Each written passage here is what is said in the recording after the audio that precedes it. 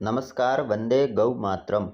આજે તારીખ 7/11/2025 આપણે બનાવ્યું છે જીવામૃત, જેમાં 200 લીટરનું ડ્રમ અને એમાં 180 લીટર અંદાજિત પાણી. ત્યારબાદ દેશી ગાયનું ગૌમૂત્ર 10 લીટર, દેશી ગાયનું તાજું છાણ 10 કિલો અંદાજિત, 1 કિલો ચણાનો લોટ, જ્યાં કોઈ બી કઠોળનો લોટ ચાલે, દેશી ગોળ કે જે કેમિકલ વગરનો હોય 1 થી 2 કિલો, અને શેઢાપાળાની માટી.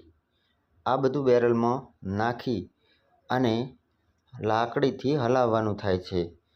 સવારમાં 1 મિનિટ અને સાંજે 1 મિનિટ હલાવી અને કુલ 7 થી 8 દિવસ અને આવી રીતે પ્રક્રિયા ચાલુ રાખવાની હોય છે અને તૈયાર થઈ જાય છે. મોડામાં મોડું 10 દિવસ સુધી ખેતરમાં ચલાવવાનું હોય છે. પછી એને દરરોજ ઢાંકીને રાખવાનું હોય છે અને છાંયડે રાખવાનું હોય છે. પ્રાકૃતિક ખેતીમાં જીવામૃતનું ખૂબ જ વિશિષ્ટ મહત્ત્વ છે. મિનિમમ એક પાકમાં આપણે 5 થી 6 વાર આપવું ખૂબ જ જરૂરી છે. જીવામૃતથી જમીન ખૂબ પોચી રહે છે અને ઉત્પાદનમાં આપણને વધારો કરાવે છે. જીવામૃત માટે આપણે ઘરે એક દેશી ગાય હોવી ખૂબ જ જરૂરી છે. મિત્રો, વધુમાં વધુ આ વિડીયો ખેડૂતો સુધી પહોંચાડવા મારી આપને વિનંતી છે. આભાર.